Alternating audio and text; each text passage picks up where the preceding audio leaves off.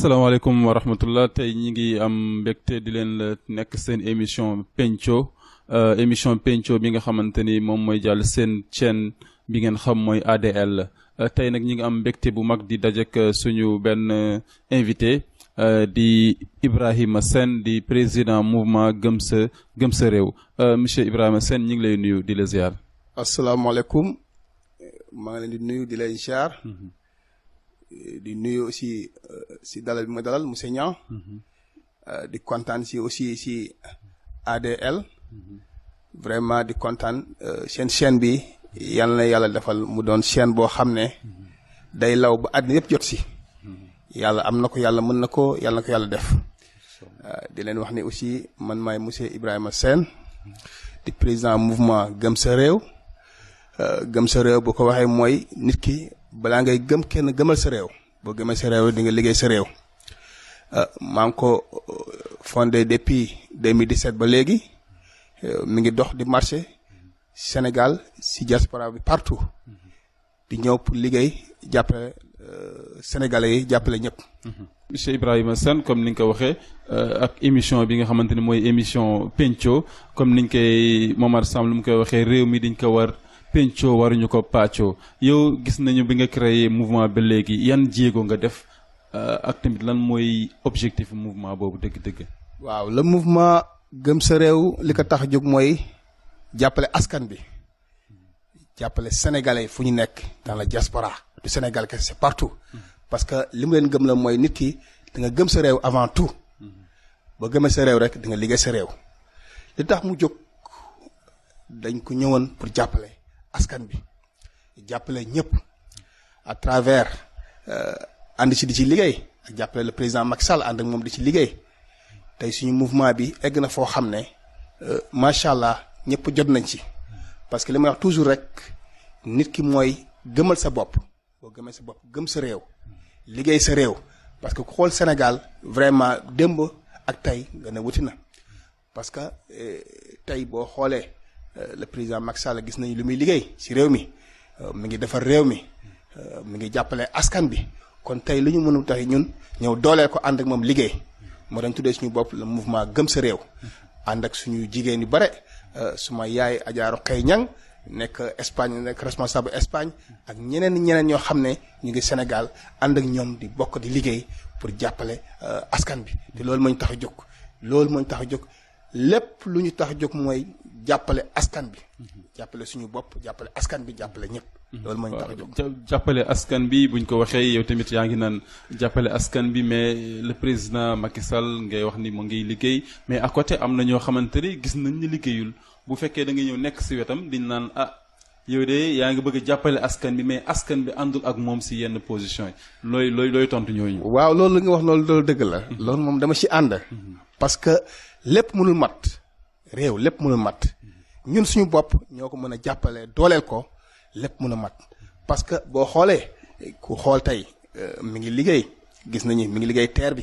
mi ngi liggéey gis ngeen pont yi boo gisee Dakar régions yi partout boo demee tey àll bi surtout àll bi tey ñu doon jël ay kilomètres di dem ci teen yi di duy amatul léegi boo xoolee fu nekk boo xoolee 1 kilomètre bu nekk tabax nañ fa forage kon tey askan bi mi ngi leen di jàppale mi ngi jàppale béykat yi ku xool tey li mu jàppale ci béykat bi tey ci wàllu gerte ci wàllu lépp pour mbay mi tey béykat yi kontaan nañu kon tey bu mu ñëwee ba léegi mi ngi def ay changement réew nag mënul mat ci benn weer wala ñaari wala ñetti at réew nit ku liggéey dañ koy may afiya bàyyi ko mu liggéey mu continuer gis nañu li muy liggéey. waaw may ko afiya may nañ ko juróom-ñaari at yeneen juróomi at mi ngi nii est-ce que tamit dañ koy bàyyi noonu rek muy continuer di dem te nit ñi fu mu toll ni sonn nañu yow sa bopp peut-être politicien nga mais xam nga ni nit ñi sonn nañu est-ce que coono boobu noonu c'est ñi nga affilié wu si président de la République son excellence Macky Sall est-ce que jàpp nga mi ngi gestu askan bi di xool seen ay coono yu ñu dundee fu ñu toll nii rawatina période yi ñu nekk nii. waaw xam nga le président Macky Sall c'est le président de tous les Sénégalais tey dafa am ay ministres ku nekk mu jox la poste ni la lii doxal ko tey ñooñu mu jox tey ñoo war a gestu askan bi dem ci askan bi def porte à porte xool lu ñu manqué lépp mënul mat mais au moins gis nañu 70% le président Macky Sall mi ngi koy def ci dëkk bi gis nañ ko fan yi li fi am jàppale na askan bi ci wàllu courant bi may na leen courant gratuit gis nañu aussi leen loo xam ne jox na ñëpp mënul mat wàllu dund mu ñëpp mënul mat am ñoo xam ne jox na leen dund jàppale na leen ci wàllu dund bi tey Sénégal dafa rëy doo mën a matal ñëpp mais tey daañu xool foo xam ne fa la gën a méttee ñu jàppale leen soog a ñëw ci kaw kon nag président Macky Sall gis nañu loolu la commencé def di ko liggéey. ah donc ñi ngi rappeler suñu ñi li ñu topp seen émission Pencco bi nga xamante ni mi ngi jàll seen chaîne ADL. ñu dalal tey suñu gan bu tedd bi du président mouvement Gëm Sa Réew Ibrahima Sène Ibrahima bu ñu waxee peut-être politique wax nga depuis 2007 en temps élection amoon na fi élection présidentielle yow sa mouvement est-ce que. Président Abdoulaye Wade la PDS la fa àndaloon wala Macky Sall la àndaloon kañ nga àndal Macky Sall wala élection yi passé koo jàppaloon tànk. waaw élection yi passé ñun ñu ngi jàppale woon le président Macky Sall moom lañ jàppale woon dooleel ko à travers le ministre Amadou Ba man laa ëppoon lu may jàppale parce que yaakaar naa ni moom le président Macky Sall la jàppale ñëpp xam nañu loolu kon moom laa jàppale woon à travers muy Babacar Ba. son petit frère et Nazer Ba ñoom laa àndaloon di liggéey ñoom ñu liggéey bu rafet boo xam ne ba dooleel président Macky Sall ba tey président Macky Sall am ndam mu gagné kon au premier tour kon tey le problème bi mooy ñun suñu mouvement bi loolu moo ko tax a jóg naam le président Macky Sall gis nañ élection yi. mais Amadou Ba boobu nga jàppaloon gis nañ ni élection bi mu passé di ñu wàññi ay ndomb tànkam est-ce que jàppaloon ni loolu sanction liñ ko def malgré yow jàpp nga ni am na ay résultats yu mag yu mu def surtout Dakar bi nga xam ñëpp tiitoon nañ ñu Macky Sall daf koy ñàkk moom mu ñëw gagné ko mais bu mu ko gagné diñ ko ñëw daaneel si foofu mu nekkoon yóbbu ko si beneen ministère est-ce que yaakaar nga loolu du sanction. waaw le ministre Amadou Ba gis nañu lu mu liggéey. au niveau de Dakar gis nañ ko li mu liggéey au niveau de Dakar daawul toog daawul nelaw chaque jour mu ngi ci terrain bi liggéey def porte à porte ñëpp gis nañ ko ànd ak ay rakam ànd ak aussi ay responsables yoo xam ne da leen fi teg au niveau yu jàppale le président Macky Sall au niveau de Dakar ku gis Dakar tey ni ko président Macky Sall gagné nga xam ne le ministre Amadou Ba liggéey na fa parce que boo xoolee. Ndakaaru. mais lu waral jàppaloo ne est-ce que dañ ko sanctionné. non sanctionné ñu ko. xam nga le ministre Amadou Ba il est toujours ministre. il est ministre des affaires étrangères ku xam ne ministre des affaires étrangères du poste bu ndaw poste bu mag la te mi ngi ciy liggéey ñëpp gis nañ ko mi ngi ciy liggéey liggéey bu rafet ku xool fan yi nga gis na fi beneen changement boo xam ne am na fi au niveau ñuy voyage dañ la ko mën a wax. kon le ministre Amadou Ba liggéey na fi liggéey bu rafet boo xam ne affaires étrangères naam ñi di ñooy wax mais président Macky Sall ku fonk le ministre Amadou Ba la am na fu mu ko teg di xam ne valeur am kon le ministre Amadou Ba mi ngi liggéey askan bi moo ko soxla moo tax président Macky Sall teg ko fi mais ku xam ministre Amadou Ba waxam barewul day liggéey rek waxam barewul. donc waxam bëriwul day liggéey kon loolu nga jàpp léegi dañuy ñëw si beneen mbir mooy bi ñu ñëwee si période yi fi ñu toll nii nga xamante ñu ngi toll période corona lu ñu naan Covid 19 ñëpp di buy doog tàmbale président de la république son excellence Macky Sall dafa woo opposition yëpp bi ba ñi nga xamante ñoo ko gën xaw contre sax ñu mel ni Ousmane Sonko ñu mel ni peut-être ñoom Khalifa Sall mi nga xam dugale leen kaso ñëpp ñu wuy si ko. mais biñ ko wuyusee après gis nañ ne gestion Covid bi ñëpp ñu ngi koy wax ne gestion ñu ngi koy décrier naan gestion bi baaxul ndax lan gis nañ ci ay luubal yu bëri yu si am est-ce que jàpp nga ne fu mu toll nii mi ngi teg tànkam si yoon bi pour mbir moomu ñu wax si génne tuuti. waaw le président Macky Sall boo gisee yàlla may na ko xel macha allah tey boo gisee mu woo opposition bi yëpp parce que président Macky Sall amul noonu c'est le président de tous les Sénégalais. ñëpp nañu xam loolu amul noonu lii yoon mooy dëkk boo ci nekkee mu am loo xam ne dafa dal askan bi mooy da nga war a woo ñëpp ngeen toog waxtaan ngeen xool benn plan la mën a def pour mun fi génnee lii te loolu la def te ñoom Sénégal yëpp rafetlu nañ ko parce que woo na opposition bi yëpp ñëw toog parce que amul noonu parce que élection bu xasee jot ku nekk da ngeen demal sa bopp mais lii dafa am feebar la ba fi nekk kon tey li yoon mooy mu woo ñëpp ñëw ñu toog waxtaan ñu xool nan lañ mën a def pour génne fi loolu te le président Macky Sall loolu la def loolu la ñëpp a gis. mais gis nañ ne mesures yi ñu jëloon tout à fait au début mooy lan def couvre-feu def daanaka nga xamante kenn du génni kenn du lépp voyage interurbain ñu tere ko mais ñu dem ba ci kanam ñu koy woyefal te taxul feebar baa ngi gën di yokku est-ce que jàppoo ni peut-être waruñu woon jël décision yu gën forte pour feebar mën taxaw. xam nga mooy li may wax chaque jour rek sénégalais ku nekk yaa mën a quarantaine sa bopp ku nekk yaa mën a quarantaine sa bopp parce que président Macky Sall lu mën a mooy wax jox ay directives ñu def ko mais ku nekk yaa mën a quarantaine sa bopp problème bi mooy ku nekk nañ nga jël masque ci am sa gel moytu rassemblement yi moytu ndaje yi mais sénégalais si boppam am na ñu gëm feebar bi amuñu gëmul feebar bi. loolu mooy problème mu sénégalais président Macky Sall lu mu def mooy def na devoiram ba mu jeex couvre-feu mu defoon noonu c'est normal parce que xam nañu yenn daje yi yenn place de loisir yi yenn hôtel yi yenn boîte yi yépp daf ko arrêté woon gis nañu jamono jooju affaire wàññeeku woon na mais sénégalais moo bëgg a wanewu Sénégal moo bëgg a wanewu parce que dañuy dem bu fippu d'accord wàññi nañu liggéey bi chômage bi bari na ñu bari liggéeyuñu ñi war a am yenn yi amuñu ko def ñu toog seen kër mais lépp bu ñu ko defoon normal kon tey feebar bi dina fa jógee mais président Macky Sall li mu mën mooy def na ko président tous les sénégalais dafa am ay dëkku diine yi fi nekk yépp ñii ñu ngi julli ñii ñu ngi bi seen jumaa ñii ngi def leneen mais tey bu demee ba coow li bare mooy moom c'est un responsable mooy libérer ñëpp ku nekk demal sa bopp ku nekk aar sa bopp. parce que man yow yaa ngi nii yaa ngi yor sa masque ak sa gel man maa ngi yor sama masque sama gel kon ku nekk yaa aar sa bopp kon tey bu ñu ko defoon tey si loolu sénégalais vraiment feebar dina fi jóge parce que feebar baa ngi gën a yokku d'ailleurs le ministre de l'Intérieur dégg nga li mu wax tey autorisation bi joxe mooy ku nekk na nga jël sa paire de masque parce que délai bi jot na léegi jeex na kon loolu yëpp vraiment pour parce que sénégalais dañoo sàggane feebar bi am ñu ko gëm am ñu ko gëmul mais ñun ñoo war a aar suñu bopp. président Macky Sall daf ñu war a jàppale ak doole mais ku nekk yaay quarantaine sa bopp boo ko defee rek feebar dina fi jógee. feebar dina fi jógee ñu ngi leen di fàttali tamit yéen ngi topp seen chaîne leader ADL bi nga xamante ne tey ñi ngi nekk suñu émission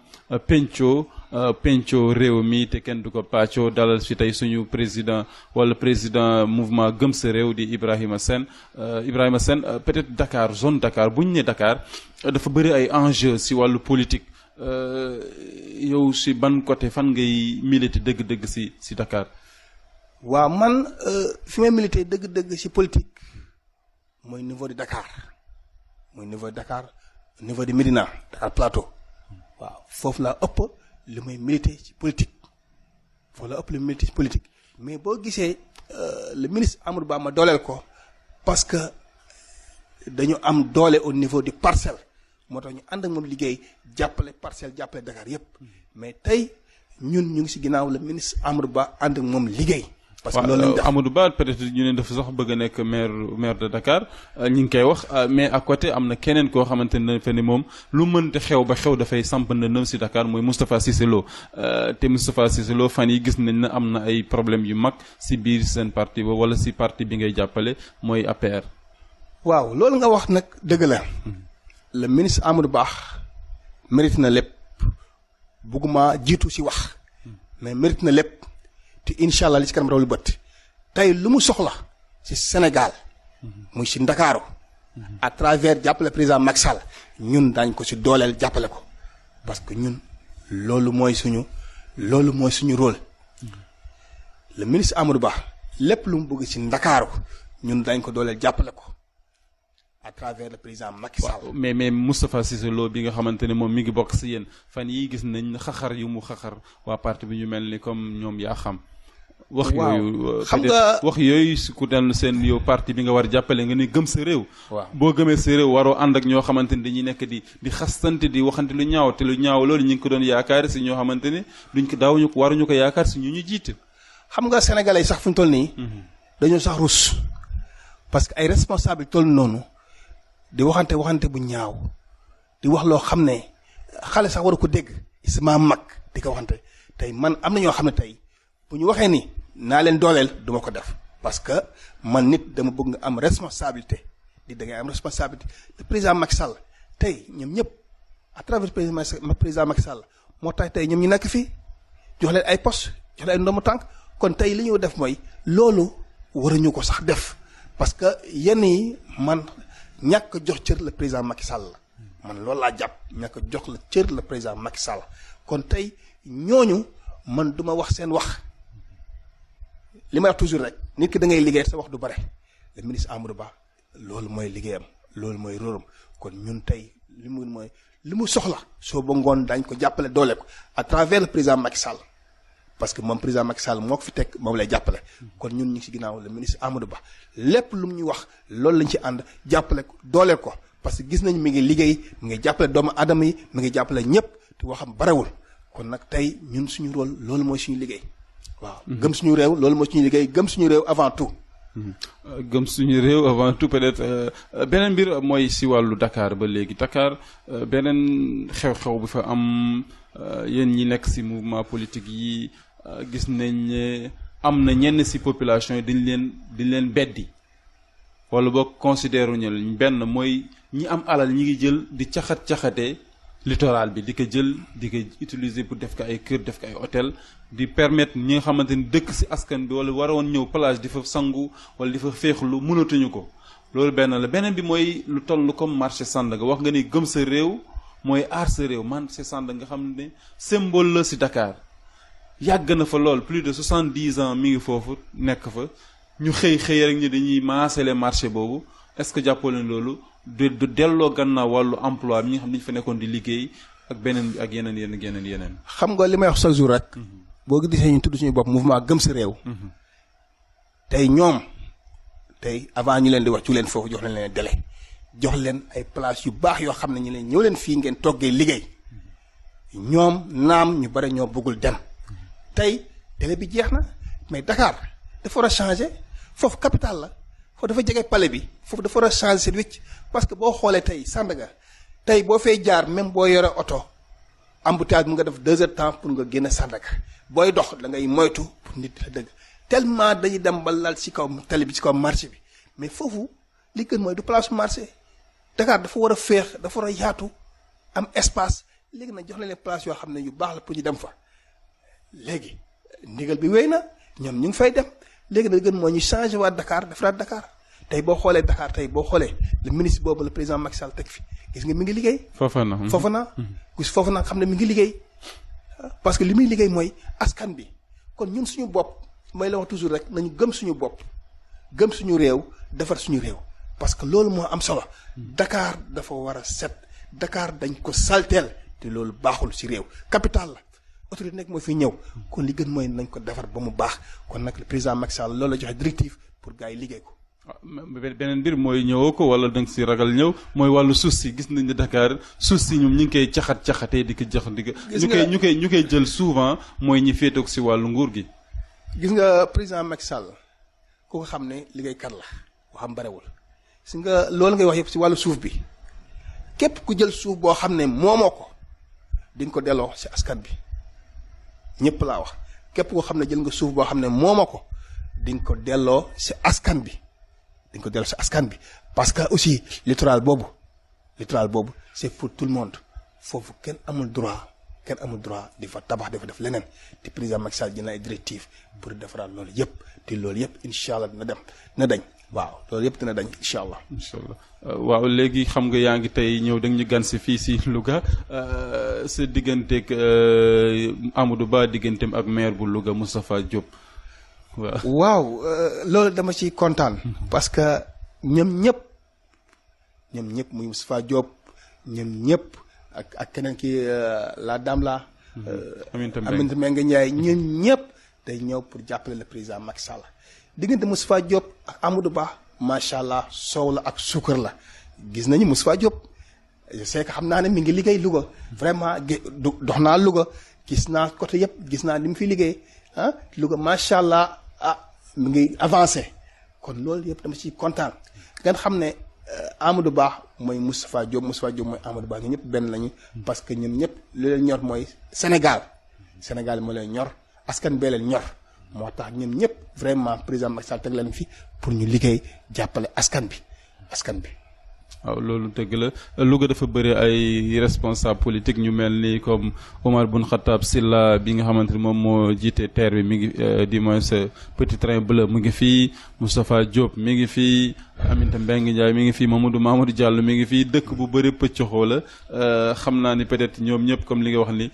liggéeyal peut-être seen jiitu réew moo leen mais toujours en est-il que ñoom diñ leen di sànni xeer ne vraiment seen bopp liñ fi gën nekkal que askan bi muy nekk Louga muy nekk Dakar. waaw li nga wax noonu loolu c'est vrai mooy li may wax chaque jour rek am na politiciens yoo xam ne tey dañ lay soxla nga indi la seen dooleel leen jàppale leen ànd ñoom liggéey tey dañ lay soxla dañ lay tarbiyu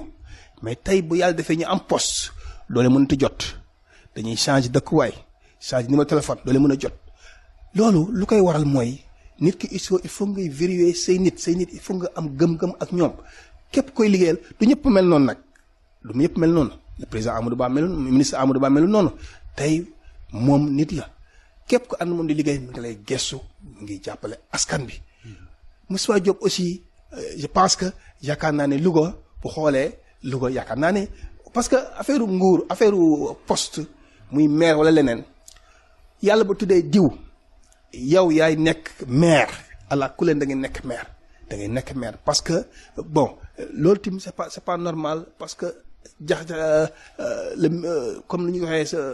un maire xëy benn jour nga doon milliardaire un maire nga xëy benn jour nga am lu dul jeex loolu man rafetuma ko loolu ànduma si moo tax réew mi lépp dañ ko teg si yoon le président Macky Sall dañ teg si yoon amul ministre amul keneen ku fi yàq askanu réew mi xaalisu alalu réew mi wala leneen dañ teg si yoon président Macky Sall ci loolu lay dox ci loolu lay liggéey. est-ce que si loolu lay dox ndaxte Macky Sall bi mu fi jógee bi muy doog a fal dafa ne am na ay dossiers yoo xam teg na si concam ndax si bu ñu ne CREI yi bi gis nañ ne kuñ ci tëj kese mag doomu Abdoulaye Wade Karim liñ ci tëj ñeneen ñëpp daanaka tëju ñu leen ñeneen ñu te interdit leen le voyage Omar Sarr ñoom ay Balde ak ñoom ñeneen ñii ñoom Ousmane Ngom mais si kanam après dañ leen mujj bàyyi bu ñu ñëwee rangé dañ leen bàyyi est-ce que tamit dëgg seen yitte moom mooy taxawal fi askan ci wala tam yow comme ni ngay sa mouvement li mu tuddee. mouvement gëm sa réew est-ce que dëgg yow war nga àndal ñoo xamante ni dañuy wax au lieu intérêt réew mi li ñuy topp mais intérêt seen intérêt personnel dëgg. waaw yooyu des fois nit yi dañ koy wax man am na loo xam ne sax du ma ci sore du ma ci wax mais alal réew mi képp ku jël alal réew mi nga jël caax ko yàq ko di nga am ak réew mi parce que aussi duñu nangu ku jël alal réew mi. mais ba léegi tamit ba léegi tëj gisaguñ kuñ fi tëj koo xamante ne si nguur gi la bokk ñuñ fi tëj ñi bokkoon si nguur gi ñëpp bàyyi nañ leen ñenn ñi ngi leen doon jiiñ wàllu xaalis bu ñu soppi ñenn ñi ngi leen doon jiiñ wàllu drogue diñ leen tëj quelques weer génne leen est-ce que loolu jàppaloo la kumba am ndey ak kumba amul ndey la. waaw dégg naa kàddu bi nga wax. réew mi dafa nekk réew moo xam ne sénégalais ñoo ko bokk ñëpp ñoo ko bokk li nga wax noonu c'est vrai am ñoo xam ne aussi bàyyi na leen. am ñoo xam ne wàllu wér-gu-yaram moo tax ñu wéruñu moo tax ñu bàyyi leen am na yeneen yoo xam ne mais tey am na loo xam ne aussi le président Macky Sall man du ma si sore mais lépp le président Macky Sall c'est le président tous les Sénégalais moom xam ne askan bi ñu ngi koy déglu askan bi ñu ngi koy xool ma ngi déglu askan bi kon tey am na loo xam ne bu fi amee alal réew mi dañ ko delawaat ci réew mi ku jël alal réew mi da nga delawaat ci réew mi am na ñoo xam ne ñu ngi delloo seen alal suuf am na ñoo xam ne ñu ngi delloo alal bi si ay milliards ñu koy delloo ci réew mi si suuf ñu bëri yëguñu ko xëy na loolu moo fi am mais alal réew mi képp ku ko jël di nga ko delloo alal réew mi képp ku ko jël di mooma ko di nga ko delloo parce que alalu askan bi la ñëpp ko moom kon duñu nangu benn nit jël alal réew mi di ko yóbbu ñun tollaguñu foofu te président Macky Sall xam naa ni am na principe boo xam ne li muy def da koy def tu waxam barewul alal réew mi dañ koy delloo wala dañuy war yaxanal alal réew mi fu mu toll ñu ngi toll ci période corona Sénégal na nekk ci crise président Macky Sall wax na léegi daanaka croissance économique bi 1% pratiquement liñ jëm loolu nekk lu ndaw te gis nañ amul benn mesure boo xamante ne c'est parti bi ngay jàppale wala président bi ngay jàppale gisuñu benn mesure. HTC mi ngi fii conseil économique social ñi ngi fii kenn éliminé woo ko ministres yi nombre bu ñu tolloon lañ toll ba léegi ñi ngi fal ay directeurs est-ce que jàppoo ne loolu lu nécessaire la ñu bàyyi ko fi ba léegi. waaw li nga wax noonu loolu aussi xam nga président Macky Sall ku gis ni tey d'accord ministres yi ñu ngi fi nekk ba léegi député yaa ngi fi directeur yaa ngi fi mais ñooñu aussi ñooñu mënuñu ñàkk ci réew malgré crise am na mais ñooñu mënuñu ñàkk ci réew tey gis nga ne président Macky Sall ñaata ay tonnes la génne ci ceeb joxe courant bi ñaata la maye ci courant pour jàppale askan bi. courant bi moom buñ ci wax courant bi ñu ko mayoon vraiment ñëpp seen facture dafa yokku. non mais xam nga yokk bi. ku nekk xëy na li nga utiliser sa kër rek loolu la fayee ko mais essentiel que mooy maye na 1 mois xam nga 2 mois yoo xam ne ci courant boo xam ne nii di kenn fayul courant ku nekk envoyé na la ko may la ko kon tey le président Macky Sall mi ngi liggéey mi ngi jàppale askan bi ba léegi bàyyul kenn mi ngi jàppale. tey boo demee tey mi ngi joxe ay toni ceeb joxe lépp loo xalaat mi ngi koy jox doomu aadama di leen jàppale loolu yëpp aussi pour jàppale askan bi la parce que xam ne ni crise bi métti na nit yi bare liggéey bi bareetul parce que boo xoolee lu bare wàññeeku na kon loolu aussi mi ngi def devoiram mi ngi jàppale si askan bi. jërëjëf donc xam naa ñi ngi si mujjantelu suñu émission daanaka xam naa dañ koy temps baa ñuy xoj yéen a ngi topp seen chaîne leader ADL tey yéen a ngi topp seen émission penco réew mi diñ ko war penco waruñu ko pàccoo ñu ngi dalaloon tey suñu xarit suñu invité bu tedd bi di Ibrahima Sène di président mouvement Gëm Sa Réew Ibrahima Sène looy tëjee. waaw man maa ngi leen di nuyu. à travers monsieur Niang. vraiment di nuyu aussi monsieur Demba. vraiment di ko nuyu di ko ziar. di nuyu aussi waa ADL. maa ngi nuyu di leen ziar. di leen ñaanal seen chaîne bi yàlla def ko télé bu mag a mag boo xam ne dans le mondial nga xam ne ñëpp dañ ciy xaj. parce que vraiment gis nañu son yi baax na matériel yi baax na lépp baax na macha allah di leen ñaanal aussi mu yokkute di ñaan aussi le président Macky Sall mu gëstu leen ADL jàppale leen parce que gis nañu seen liggéey rafet na macha allah. mais mbaa doo leen jéem ki ngay wax yow réew mi nga gëm est-ce que ki ngay jàppale boo waxoon dafay def 3e mandat est-ce que dañ ko continuer jàppale balaa ngay tëj encore. waaw xam nga 3e mandat. dafa dépendre ci Sénégalais yi gis nañu président Macky Sall mi ngi liggéey. liggéey bi rafet na. mën nañu ko may chance 3e mandat. te même bu wuuteeg constitution bi. non mën nañu ko may chance 3e mandat parce que mi ngi liggéey. tey boo xoolee yoonu VDN bi Dakar. tey gaaw na gaaw boo xam ne macha allah da ngay dem te dafa méttoon ak yeneen gis nañu mi ngi liggéey kon tey mën nañu ko may chance 3e mandat. kon ça dépend du président Macky Sall kon nag vraiment. loolu la. mais waa diaspora bi tamit. waa diaspora bi aussi maa ngi nuyu ñëpp. maa ngi ziare ñëpp.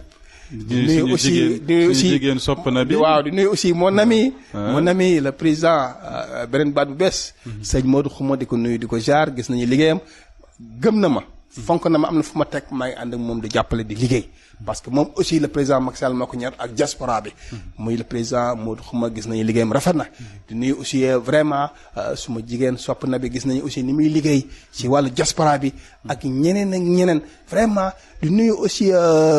mon ami mon frère vraiment Johnny di ko nuyu aussi moom gis nañu ni muy liggéey au niveau de diaspora bi vraiment maa ngi gërëm ñëpp di sant ñëpp nuyu aussi waa Louga di leen gërëm vraiment ba mu fi ñëwee ba léegi ñu may gën a dem a toppatoo vraiment macha allah mention spéciale fii moom macha allah gis naa réew mi président Macky Sall maa ngi koy wax ne Louga vraiment mi ngi avancé mais nag aussi am na lu des